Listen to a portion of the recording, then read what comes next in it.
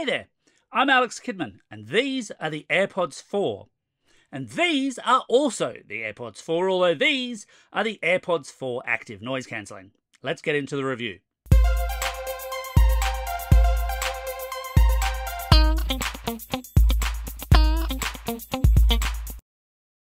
I've got to be honest up front, it's been a while since I've tested just a regular set of AirPods.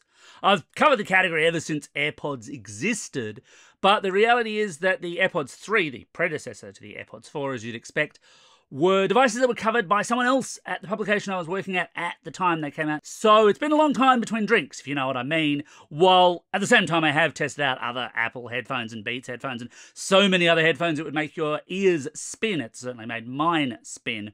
But as such, I've got to come to these a little bit fresh because it's just been a while.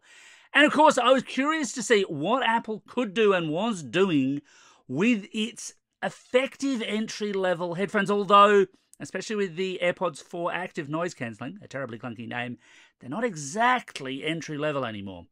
Let's get into the review by first talking about the design.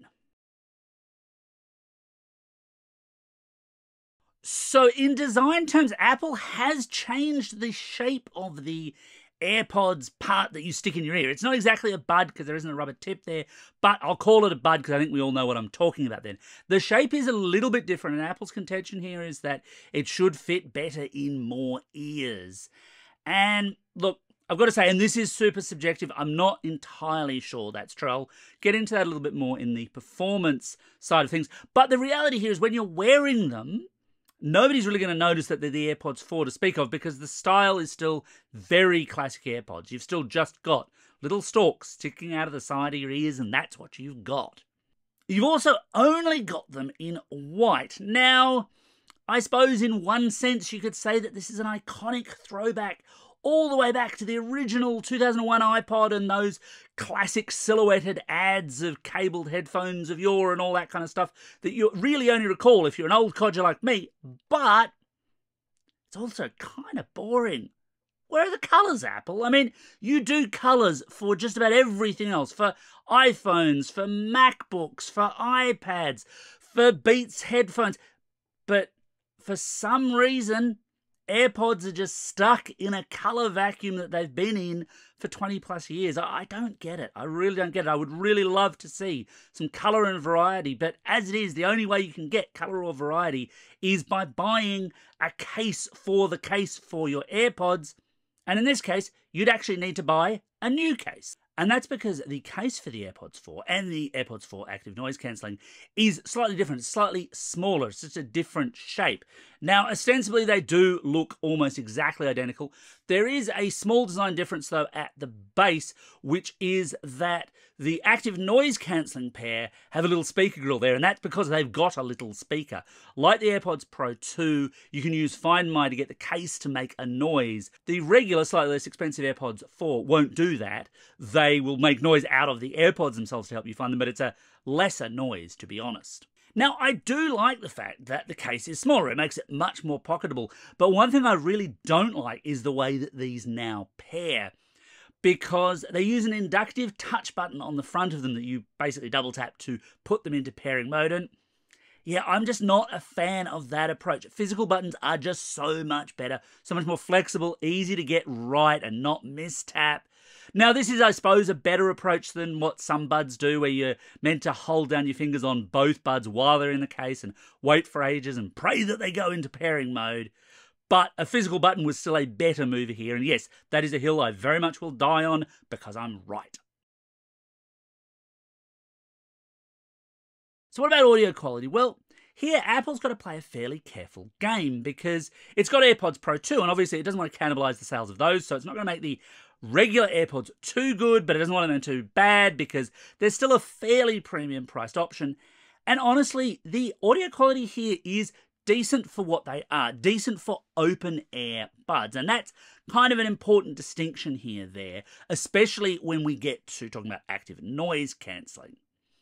The reality, though, is unless you're really tied into the Apple ecosystem, I think you can get better sounding buds for the kind of money that Apple's asking for here, albeit not necessarily in that open ear design. Active noise cancelling is obviously a big selling point for the active noise cancelling variant of the AirPods 4. And it might make you think, well, should I just save my $100 over the AirPods Pro 2, for example, if I'm very tightly tied into that Apple ecosystem? I'm not 100% sold that you should be. And to be clear, I think the engineering here is really clever. The active noise cancelling works, and for lots of these open earbuds, often active noise cancelling is really very, very poor because it's very hard, obviously, if you don't have that rubber tube, if you don't have that full seal in your ear to get that kind of passive active noise cancelling going alongside an actual active noise cancelling waveform. So Apple's managed to do that, and that's brilliant engineering, really. But what really matters here is results, and just bouncing between these and the AirPods Pro 2 and even the Google Pixel Buds Pro 2, yeah, the differences in quality of the ANC are profound. These will block out a degree of sound. I've been testing them pretty extensively mostly on Sydney's rail networks. I haven't yet been able to test them in flight. Showed that they did a decent enough sort of job of active noise cancelling, but I could definitely hear a fair bit more than I could with the better sets. Now, I suppose you should expect that, but at $299, I think you can expect more, basically. Now, you don't just get ANC with the active noise cancelling version of the AirPods 4. You also get a few other modes. You get a transparency mode. Obviously, you need the microphones. You need the setup in place to do that. As well as conversation awareness, which drops the volume if it works out that you're talking. That all works quite well, quite nicely. I guess in a way you could argue that the open design of those natively helps that because, of course, more audio is coming into your ears. That's all good. It's all fine. I'm still, I think, more on the pro side, but that is also for a matter that is, I think, entirely subjective. I have to be honest, it's an entirely subjective thing because I'm in the camp that finds non-rubber-tipped headphones often quite uncomfortable to wear for long periods of time, and even with the new shape, yeah, the AirPods 4 fit into that category for me. Now, I recognise there are plenty of people out there for whom, in fact, the exact reverse is true. Putting rubber tips in your ears is the most painful thing you can do. Having open, no-tip arrangements is much, much more comfortable. And if that's you, then yes, these could be a very, very good, smart buy on that score. The inclusion of the Edge 2 chip also allows for a range of Siri interactions, and this can be both talking to Apple's assistant, but also using your head to nod or shake. And this is neat, and it does work for things like taking or not taking calls or notifications, but it's a bit inflexible. There's not a lot you can actually do with it, and I kind of wish it was a little bit more open so that you could set it to say, well, if I do shake my head, do a track skip or something like that. Be nice to be able to do that rather than just these two set actions that you can do. Now, typically, while I would usually have a little video of me post a park run, post a 5K run to show how well these handle things like sweat, they're IP54 rated, so they should be able to handle it, and not falling out of my ears, I haven't done that this time around, and that's entirely personal because I'm dealing with a leg injury. I actually just can't run anywhere. I mean, they've stayed in my ears while I've hobbled around the house a whole bunch, if that helps anyone, I guess. Remember when you're listening to this, that the guy who put it together is trying to make his living doing this, so please consider leaving a tip. Herein ends the unsubtle plug, but also a quick microphone test of the AirPods 4. On the battery front, the AirPods 4 are rated for up to 5 hours of battery life, and the AirPods 4 active noise cancelling get the same 5 hours with ANC disabled, no big shock there, or 4 hours with it enabled.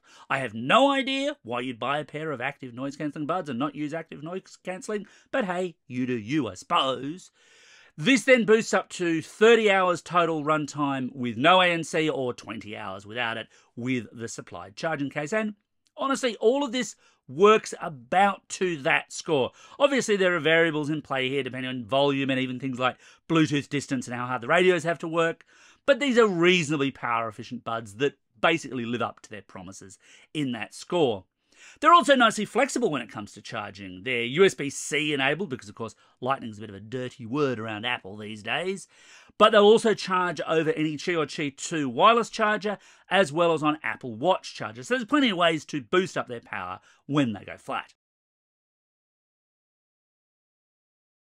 So should you buy the AirPods 4? Well, look, While you can pair them with just about anything Bluetooth compatible, there's a very clear market here for Apple enthusiasts primarily because of that tighter integration within the Apple ecosystem. And the fact, honestly, that you can't really tweak much unless they're connected to an Apple device. But should you?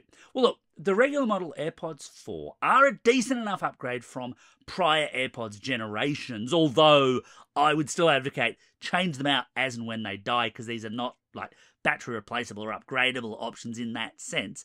And that's a pity, but that's the way all of these things are designed, really. And I think there's enough of a gulf in price terms between those models and things like the AirPods Pro 2 to make it, worthwhile, to make sense of what the features are or are not. It's a lot less with the AirPods 4 with active noise cancelling, though, because while I totally appreciate the engineering, I think there's some very smart stuff that's happened to make that work as well as it does. I think if you can afford $299 for a pair of those, the stretch to $399 for the AirPods Pro 2 really isn't going to feel like that much, and they are just much, much better headphones. Much better ANC, much better feature set. You've got the whole hearing test thing coming in, which I just don't believe is going to be possible for these headphones.